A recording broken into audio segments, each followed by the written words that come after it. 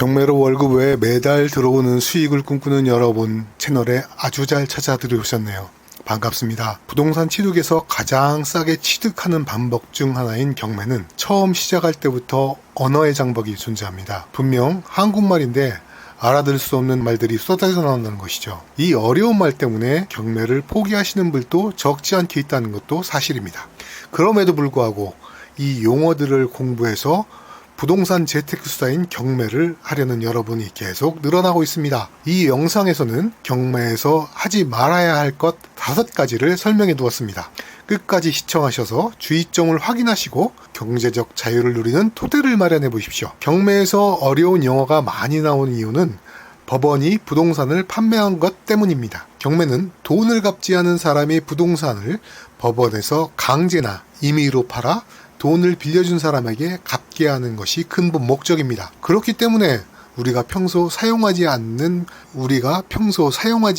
법률 용어로 되어 있기에 용어 자체가 어렵습니다. 이 어려움을 뚫고 나가야지 낙찰되고 매매하여 수익을 창출할 수 있는 것입니다. 여기서 첫 번째 하지 말아야 할 사항을 설명드리겠습니다. 첫 번째는 판단 기준의 부재입니다. 판단 기준을 쌓으려면 평소에 실력을 쌓아둔 일을 하셔야 합니다. 즉 공부를 열심히 하시라는 얘기입니다. 시중에 나와 있는 경매 관련한 책들 봐도 좋고 시간이 허락한다면 유튜브에 나와 있는 내용도 상관없습니다. 어려운 법률 용어와 친해져야 판단의 기준이 생기게 됩니다. 남들이 하니까 나도 할 수 있다는 생각을 버리고 내가 내 친구의 경매를 도와줄 수 있을 정도로 실력을 키워야 합니다. 직접 투자를 안 하시더라도 모의 투자를 하셔서 나름의 권리 분석도 하고 그 권리 분석이 맞는지 틀린지 알고 싶다면 무료로 권리 분석을 해주는 곳도 있고 부동산 경매에 관련한 카페에 가입해서 고수들에게 문의해보는 방법도 있습니다. 어떤 분은 경매 컨설팅을 의뢰해서 경매를 진행하는 경우가 종종 있습니다. 컨설팅 업체에 연락해보면 수익은 반드시 발생한다고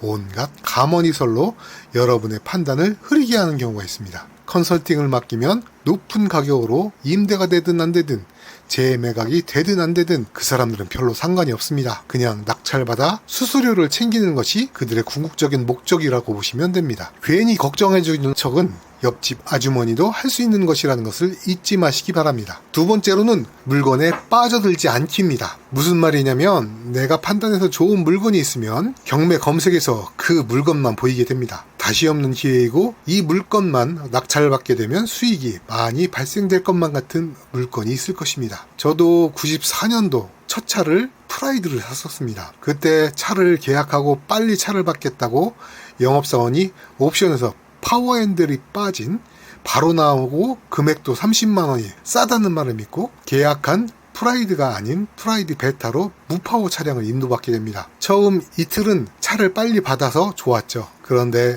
같이 계약한 친구는 한 달을 기다려 파워가 있는 프라이드를 받을 수 있었고 한 달만 차가 빨리 나와서 좋았지 주차할 때 양손에 힘주어 차를 돌려야 하고 불편한 점이 한두 개가 아니었습니다. 나중에 중고차로 친구와 같이 팔게 되었는데 100여만 원을 적게 받고 팔아야 했습니다.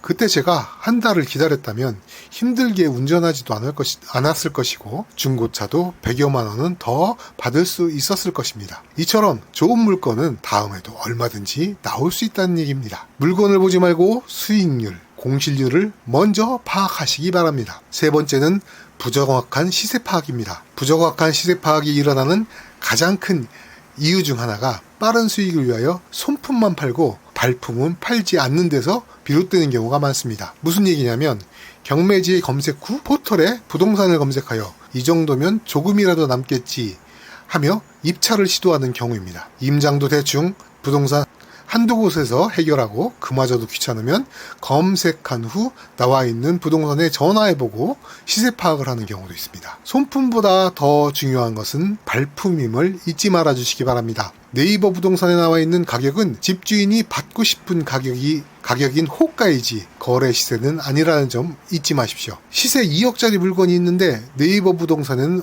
5억에 올려도 아무런 영향이 없습니다. 그런데 시세를 5억으로 보고 3억에 입찰했다면 여러분은 분명 1억 이상을 손해보시게 되는 겁니다. 네 번째는 지도만 보고 현장을 파악하지 말합니다. 세 번째 내용의 반복이라도 할 수 있지만 워낙 중요해서 다시 한번 이야기하는 것이라고 생각해 주십시오. 손품에는 네이버 부동산 검색도 있지만 지도를 검색하는 방법도 있습니다. 역세권인지 학세권인지 요즘은 탁세권도 있다고 하죠. 주변에 공원이 있는지 살기 좋은지 구분하는 방법으로 지도만 보지 말라는 것입니다. 제가 어느 곳에 임장을 갔을 때 일입니다. 역과 버스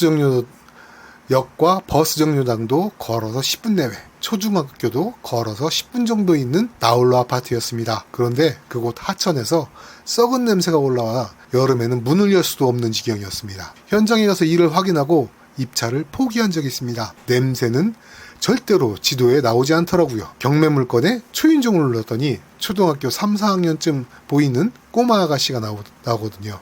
문을 빼꼼 열어주는데 눈에 집의 구조가 일부 들어오고 학용품 샀으라고 10,000원짜리 한 장 쥐어지고 이것저것 물어봤는데 중요한 정보를 알고 돌아왔던 기억이 있습니다. 전입세대에 모르는 이름이 들어와 있는데 이름을 알려주고 물어보니 엄마 이름이라고 합니다. 임차 보증금도 모르고 대항력이 없는 임차인의 문제를 10,000원짜리 한 장으로 알아온 것입니다. 이처럼 경매의 정답은 현장에 있는 경우가 대부분입니다. 마지막으로 5번째는 감정가를 믿지 말아입니다. 법원도 경매 수수료를 갖는 크게 얘기하면 수익을 창출하는 장사를 하고 하는 곳입니다. 낙찰이 되면 배당금의 1순위는 경매 수수료니까요. 경매가 끝나도 명도를 할 때도 집행관에게 적지 않은 수수료가 또 챙겨 들어갑니다. 그러는 법원의 의뢰를 받은 감정평가사들이 감정가를 산정하게 됩니다. 우리보다 감정평가사가 전문가이니 믿을 수 있는 것이 아니냐고요. 주거용 부동산의 경우 아파트는 거래량이 많아 오차가 적을지 모르지만 빌라나 단독주택은 부동산 한두 군데 들러서 시세를 알아보고 주변 사람 몇 가격을 물어서 감정가를 산정하는 경우가 대부분입니다. 특히 감정 시점이 대개 1년 전에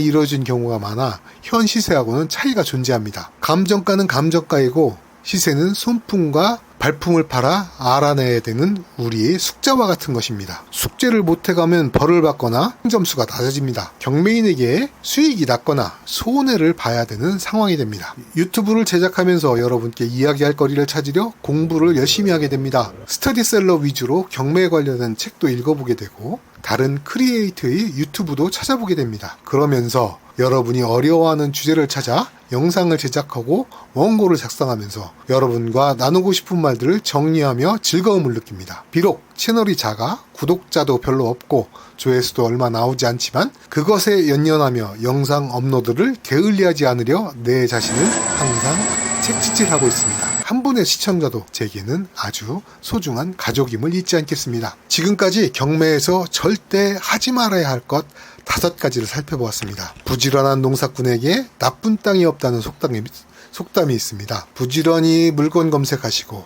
찾으시는 물건의 손품으로 시세나 지형 파악하시면서 현장에 다녀야지 일하지 않아도 매달 들어오는 수익, 즉 경제적 자유가 여러분의 품 안에 들어오게 되는 것입니다.